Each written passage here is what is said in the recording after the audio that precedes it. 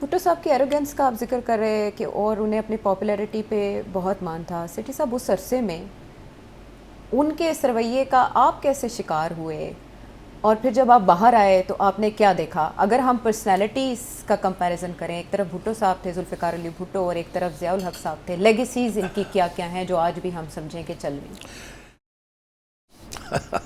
अब आपने एक बड़ा नाजुक सा दुखती रग सब्जेक्ट, छेड़ दिया हाँ मैंने। बिल्कुल आपने ऐसे कर दिया है।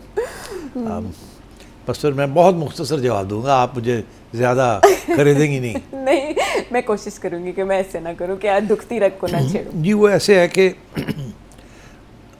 मैं उस वक़्त यूके में था जब बांग्लादेश बना, और बहुत सी दर्दनाक कहानियाँ आ रही थी कि किस तरीके से वहाँ क्रैकडाउन किया। भारत का भी किरदार था, मुक्ति बाहिनी के बड़े तस्करे थे अपनी सो यहाँ सेटलमेंट करनी चाहिए थी। मुजीब जो है वो जीता था इलेक्शन, उसको प्राइम मिनिस्टर बनना चाहिए था। भुट्टो साहब ने ये फ़ैसला किया, और जनरल याया ने ये फ़ैसला किया कि नहीं, हम बंगाली को नहीं बनने देंगे प्राइम मिनिस्टर, या पाकिस्तान इधर से वेस्ट पाकिस्तान से प्राइम मिनिस्टर बनेगा। बांग्लादेशीज़ जो थे, बंगाली जो थे, वो कहते थे हमारी सीट ज़्यादा है, मगर ये ईस्ट वेस्ट वाला प्रॉब्लम बन चुका था। फिर वहाँ बगावत हो गई जिसमें हिंदुस्तान का रोल बहुत अहम था। तो इस सूरत में हम, मेरे जैसे लोग और भी स्टूडेंट थे, हम लोग बड़े आइडियलिस्टिक थे, और हमने कहा कि ये तो बड़ी ज़्यादती है। भुट्टो साहब का बहुत अहम रोल है इसके अंदर। वो नहीं चाहते थे कि कोई और बने प्राइम मिनिस्टर, इसीलिए उन्होंने सेटलमेंट नहीं होने दी। अगर चाहते वो तो सेटलमेंट हो सकती थी, मगर भुट्टो साहब ने सेटलमेंट नहीं होने दी। ये हमारा मौक़िफ़ था। उसके बाद जब हमने देखा कि वो तो मामला ख़त्म हो गया, भुट्टो साहब जो हैं इन्होंने आइन भी बना ली है, और इन्होंने आइन बनाने के साथ ही भुट्टो साहब ने क्रैकडाउन कर दिया पाकिस्तान, वेस्ट पाकिस्तान, उस वक्त का जो पाकिस्तान था, नेशनल अवामी पार्टी के ऊपर क्रैकडाउन कर दिया।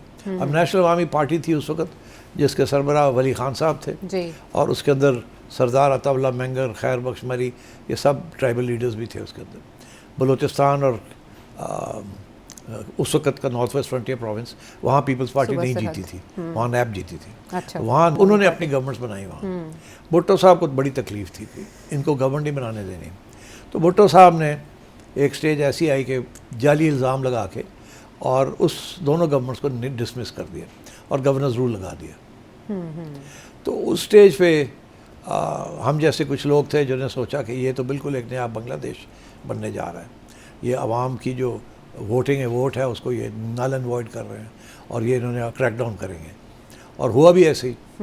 तो जाली इल्ज़ाम लगा के और गवर्नमेंट्स को डिसमिस कर दिया, सबको गिरफ़्तार कर लिया और एक कंस्पिरेसी थ्योरी के तहत एक ट्रायल शुरू कर दी जिसका नाम था हैदराबाद ट्राइब्यूनल। अच्छा। हैदराबाद ट्राइब्यूनल के अंदर कोई 55 के करीब लोगों को गिरफ़्तार करके उसके अंदर डाल दिया, सिंध हैदराबाद जेल में। और इल्ज़ाम ये था कि आप साजिश कर रहे हैं पाकिस्तान को तोड़ने की, जो ऐसी कोई बात ही नहीं थी। वहाँ MNAs, MPAs, स्टूडेंट लीडर्स सभी थे वहाँ, बलोच और पश्तून। और उसकी ट्रायल भी जेल के अंदर होती थी, बाहर नहीं होती थी। जेल के अंदर ही अदालत बना दी थी, 3 जज बैठा दिए और कहा कि इनको सबको सज़ाएं दे दो, क्योंकि ये वली खान और खैर बख्श मरी और अताउल्लाह मेंगल कॉम्प्रोमाइज़ करने के लिए तैयार नहीं थे।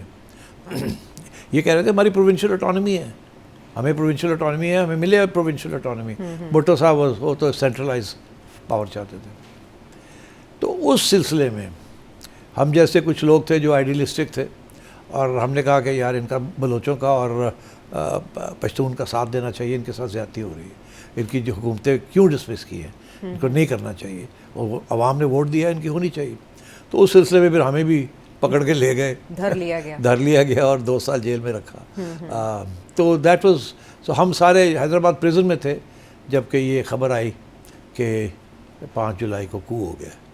और जैसे ही कू की ख़बर आई तो जो वहाँ जो लीडर्स थे, वली खान और अताउल्लाह, सारे ये सब लोग थे, उनका ये एनालिसिस था कि अब क्योंकि हमने भुट्टो के ख़िलाफ़ मुहिम चलाई है अब भुट्टो जेल में है और ज़ियाउल हक है, तो अगर हमें ज़ियाउल हक ऑफ़र करता है कि आप मेरा साथ दें तो हमें देना चाहिए, जेलों से निकल के जाके अपनी सियासी जमातों को तकड़ा करना चाहिए। अच्छा। तो फिर वही हुआ कि 3 महीने के बाद ज़ियाउल हक साहब ने हैदराबाद ट्राइब्यूनल को ख़त्म कर दिया और सबकी रिहाई हो गई। So we were all there when we heard this news. और मैं आपको बताऊं, वहाँ भुट्टो साहब के ख़िलाफ़ इतना सख्त गुस्सा था, क्योंकि 2 साल से लोगों को जेल में रखा हुआ था और कुछ इम्कान भी नहीं था कि इनको छोड़ेंगे। वही था, मैंने आपसे कहा, वो क्रैकडाउन था। किसी किस्म की अपोजिशन तस्लीम करने के लिए तैयार नहीं थे भुट्टो साहब। So that is what happened. जैसे आपने इस्तेलाह इस्तेमाल की डेमोक्रेटिक डिक्टेटर, ये उस अरसे में रुझान ये दिखाई दे रहा था। तो सेठी साहब, व्हाट अबाउट ज़ियाउल हक साहब? पाकिस्तान के जो न्यूक्लियर प्रोग्राम है उसके बारे में उनके इंटरव्यूज़ मौजूद हैं, उन्होंने उसको प्रोटेक्ट करने की कोशिश की और ये भी कहा जाता है कि वो दोहरी पॉलिसी चल रहे थे अमेरिका और अफ़गानिस्तान की बाबत। तो उनकी क्या लेगेसी है, या पाकिस्तान की जो इस वक्त एक नज़रियाती शनाख्त है उस पर उसके क्या असरात? देखिए, अमेरिका को पता था, अमेरिका ने ज़ियाउल हक का साथ दिया क्योंकि ज़ियाउल हक अमेरिका का साथ दे रहा था against the Soviet union. Bhutto साहब कभी ना करते ये, वो इंडिपेंडेंट पॉलिसी रखते। Ziaul Haq wanted to go into the American camp. Okay. तो ज़ियाउल हक ने अमेरिका के साथ मिलके मुजाहिदीन को हथियार दिए और पनाह दी और पैसे दिए via the ISI and also the CIA जी।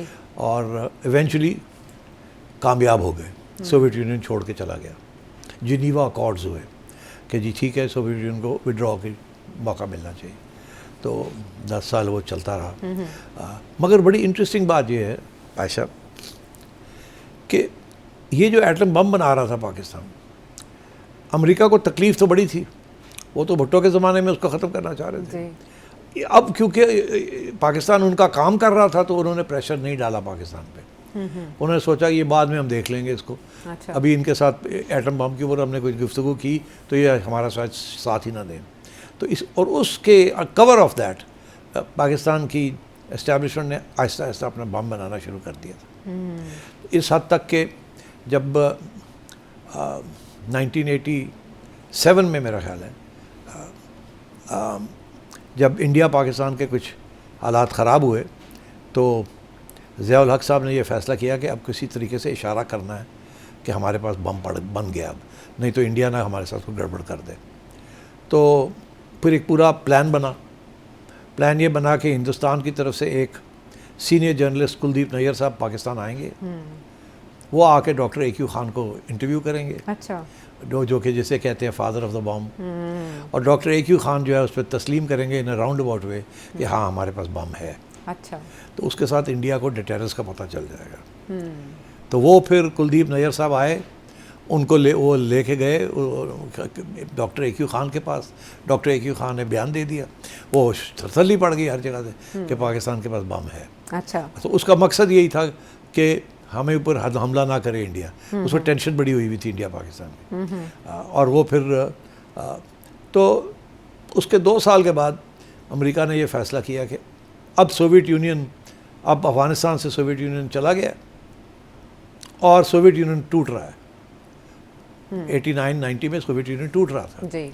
तो उस वक़्त अमेरिकनों ने ये फ़ैसला किया कि अब हमें पाकिस्तान की ज़रूरत नहीं है, सोवियत यूनियन फारग है, ठीक, अब हम फोकस करते हैं पाकिस्तान के न्यूक्लियर प्रोग्राम के ऊपर। राइट। और ज़ियाउल हक को कहते हैं कि अपना बंद करो इसको। तो मेरा ख्याल है उस सिलसिले में जब कोशिश की अमेरिकनों ने, ये धमकी दी कि जी बंद करो, और यहाँ से जवाब यही दिया होगा कि कैसे करें, हम तो हमारी डिफेंस के लिए ज़रूरत है। तो फिर मेरा ख्याल है कुछ कहीं ना कहीं कुछ फ़ैसला हुआ टू एलिमिनेट ज़ियाउल हक।